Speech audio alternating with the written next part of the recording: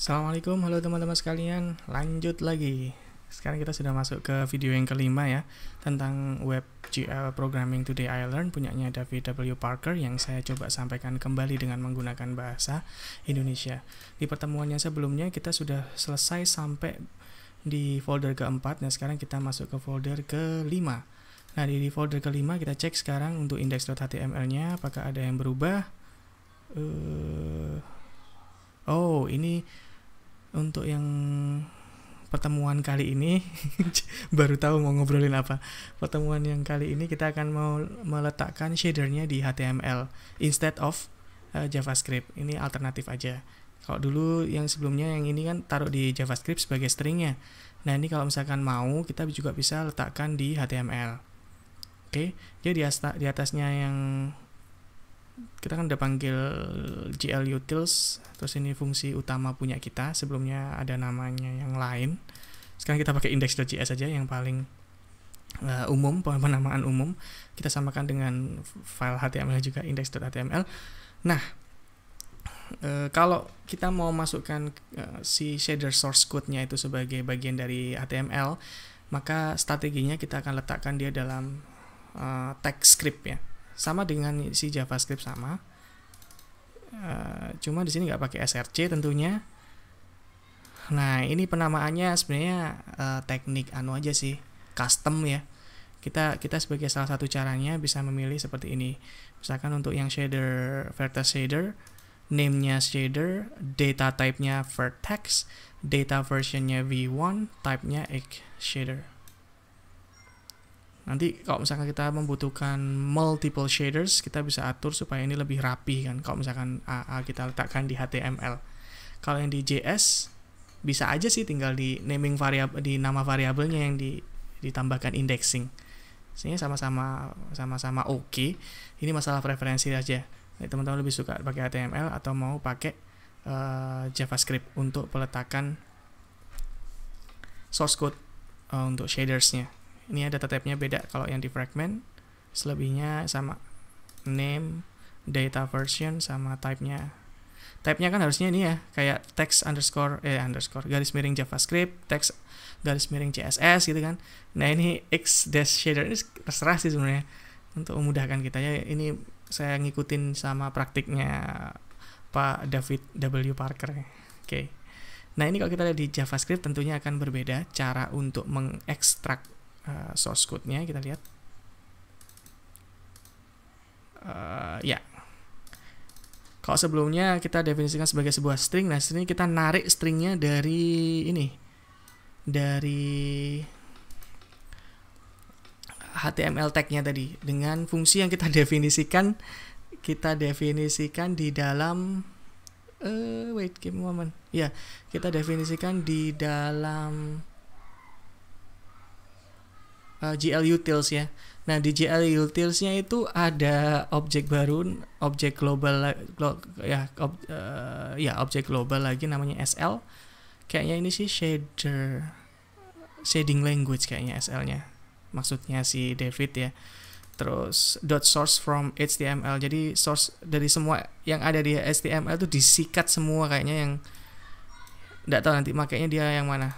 Kita lihat nanti ya, dia menggunakan type-nya atau menggunakan name-nya. Nah, setelah disedot semuanya, baru kemudian kita tarik. Jadi ini sudah jadi string sih ya. Dari string, terus stringnya itu ada di dalamnya GL utils. Nah, GL utils ini akan kita minta kita balikin ke JS. Kita kasihkan dalam ke JS sebagai sebuah string. Ini kita nanti lihat bagaimana dia akhirnya menjadi sebuah attribute.vertex ya, v1.vertex, v1.fragments di GL utils-nya. Anggaplah ini semuanya sudah jadi string gitu lah ya. Nah, stringnya nanti kemudian kita masukkan ke dalam sini. Ini sama dengan yang di folder keempat di video yang sebelumnya. Nggak saya jelaskan lagi ya. Use program juga sama, clear color oke. Draw arrays-nya baru sebuah titik juga. Oke. Nah, sekarang berarti yang baru yang ini nih yang kita perlu pelajari, bagaimana caranya si GL utils ini mentransformasi script ini dari awalnya dituliskan di HTML sebagaimana tampak pada layar, kemudian disimpan sebagai sebuah string. Nah, kita lihat mekanismenya di dalam GL utils. Jihad Ultisnya kok versi 001 terus sih. Ini udah 3 ya berarti ya. Oke, salah saya ini. Oke, 003 dia cek WebGL. Ini yang paling pertama kita bahas. Ini kemarin di video 4. Create program juga di video 4. Nothing changes. Saya rasa ini sudah kita pelajari semua sebelumnya. Oke, kita masuk ke dalam sini. Jadi SL kita definisikan bukan sebagai sebuah function, ini shader library ini kepanjangannya, tapi sebagai sebuah atribut dulu. Nanti dia nested. Di dalam SL ini kita bisa bikin functions namanya source from HTML. Kita bisa kasih options sebenarnya di sini. Oh, coba kita cek ya di index.js-nya nggak ada functions-nya sih. Nggak ada options-nya sih sebagai parameter, jadi anggapannya kosong. Kalau dia kosong, maka kalau kosong berarti kosong gini ya, nggak ada parametersnya. Kalau ini ada isinya, maka dikasih isi. Otherwise, objek kosong, ini maksudnya generate objek kosong. Nah terus kita definisikan this ini berarti dia balik ke sini, ke SL ya, ini SL. This refer to SL. This.elemName itu ambil dari options.elemName, atau kalau nggak gitu kasih nama shader. Terus ada this.dataType.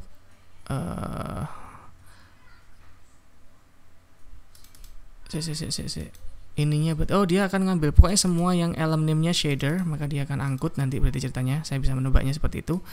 Data type-nya, kalau tidak ada data type yang dispesifikasikan, maka dia akan mencari value dari data type yang ini.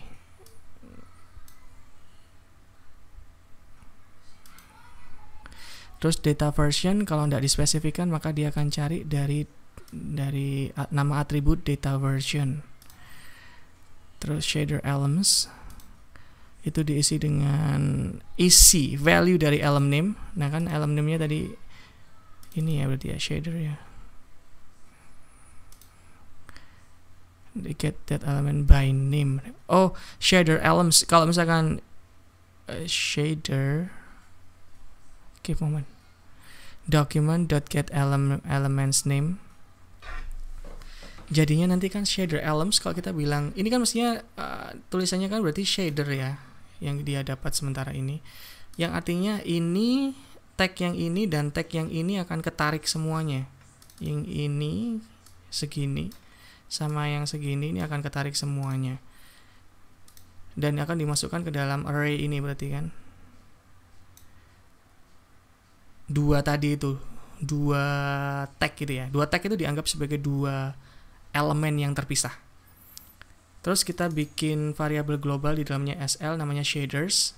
Kalau shaders ini sudah ada isinya, misalkan di sininya di shadersnya sudah ada isinya, ya sudah pakai di shaders itu. Kalau enggak,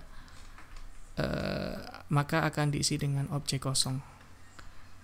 Nah, terus SL shader count ini akan menghitung besarnya shader elements. Ini mestinya kalau case kita sekarang ini length-nya 2. Oke. Alright. Nah, sekarang dia akan masuk ke dalam sebuah iterasi yang dimulai dari 0 sampai sebelum masuk ke SL shader count. Ini mestinya akan berarti berlangsung 2 kali untuk case kita yang sekarang ya. Kemudian shader akan mengambil elemen pertama untuk iterasi pertamanya, dia elemen ke-0, berarti dia akan ambil ini segini ya, secret-tag ini. Kemudian dicek apakah ada isinya. Kalau ada isinya maka bisa diteruskan, kalau nggak ada isinya akan di return null. Terus var source ini diisi dengan string kosong. Terus dicek current child, shader.fill.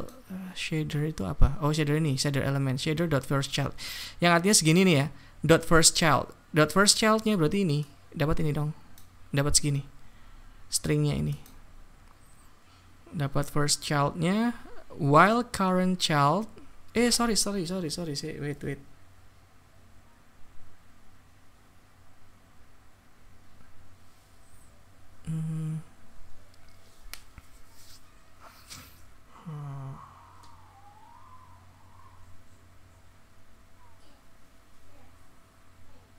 Oh iya, bener kok.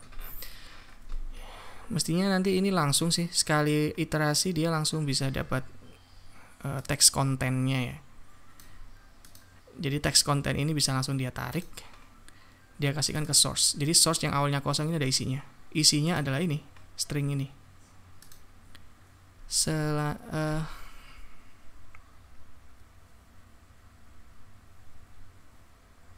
Node type-nya, current child node type-nya. Karena bisa jadi kan nggak string ya. Kalau misalkan kita ngobrol ini head, ini kan tag HTML. First child-nya health itu kan meta yang ini. Nah kalau metanya ini kita cek dot node type-nya mestinya bukan text node ini. Ini something else, ya kan? Text node itu harus kayak gini. Nah kayak ini text node. Terus kayak ini text node ya. Oke. Nah terus version ini ngambil dari shader. Jadi shader tuh balik lagi berarti segini. Ini shader. Dot get attribute this data version.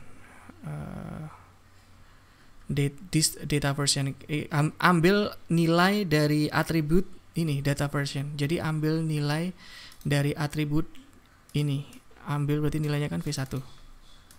V1-nya dimasukin ke sini.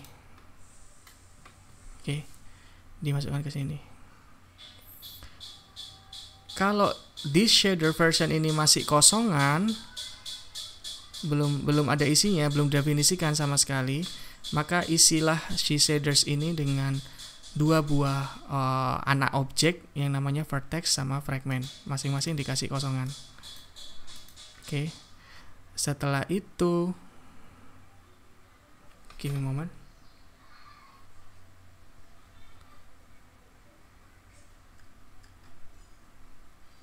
Oh ya, ini 2 kali ya. Oke. Kalau dia masih kosongan, kalau nggak kosongan, artinya sudah pernah dilakukan at least sekali, maka dia langsung masuk ke sini. Jadi conditional ini cuma dilakukan sekali aja. Oh, by the way, teman-teman perlu tahu ya, kalau kita manggil array dalam JavaScript itu sama halnya juga bisa nanti diakses. Enggak sih? Shaders. Wait. Iya, bisa juga dianggap sebagai sebuah anak objek. Kita bisa anggap dia sebagai sebuah anak objek. Ini fleksibelnya si JavaScript ya. Jadi kita bisa akses ini dengan shaders, kemudian buka kurung siku V1 tutup kurung siku, terus titik vertex. Bisa juga dengan langsung titik V1 titik vertex kayak gini. Dan ini sangat fleksibelnya JavaScript kalau dibandingkan dengan bahasa pemrograman yang lain untuk indexing array. Jadi indexing array dan indexing objek kayak dilebur gitu loh. Fleksibel tapi kadang di satu kesempatan gitu bisa jadi berbahaya. Ya, ada untung dan ruginya. Jadi versionnya nanti V1 misalkan gitu, shadernya akan kita isi dengan isi dari this data type. Apakah nanti data type itu apa? Ini vertex ataukah fragment? Oke, ini jadi ini isinya nanti vertex atau fragment. Jadi isinya nanti akan dot vertex atau dot fragment pada akhirnya akan membuat objek dot vertex atau dot fragment. Lalu kemudian dot vertex ini akan diisi dengan source code yang barusan diekstrak dari text node ini. Sehingga ketika ini source-nya dipanggil cuma sekali sih di index.js, tapi pada akhirnya dia langsung mengisi dua objek ini, si shaders.v1.vertex dan shaders.v1.fragment pada satu pemanggilan fungsi saja. Kebayang ya teman-teman ya. Jadi kalau misalkan pingin nambah lagi, ya tinggal bikin definisi script tag lagi di HTML-nya. Kemudian kalau misalkan pingin bikin data versionnya itu V2, atau ya, misalkan in case teman-teman pingin bikin ada beberapa vertex di drawingnya, di penggambaran, di renderingnya itu akan diramut akan diproses oleh vertex shader versi 1, terus di collection of vertices yang lainnya diproses oleh vertex 2, maka teman-teman tinggal bikin aja definisinya ini boleh lebih dari satu. Jadi ya kayak vertex shadernya definisinya ada 2 atau sampai 3 yang nanti baru dijalankan ketika kondisi tertentu. Jadi nggak seragam untuk semua vertex. Nah, kita akan lihat di contoh-contoh yang berikutnya nanti. Sementara itu dulu sih dari saya, mudah-mudahan manfaat. Kita ketemu lagi di video yang berikutnya. Terima kasih. Assalamualaikum.